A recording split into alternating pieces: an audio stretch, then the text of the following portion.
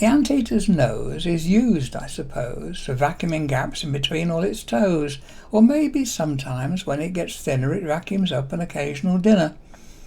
All day long it trundles around, waving its nose like a trunk on the ground, and then when it finds a few ants or a flea, it vacuums them up and has them for tea. For supper a beetle, for breakfast a fly.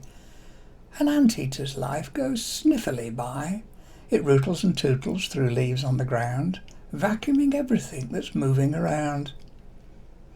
An anteater pet in the house would be great.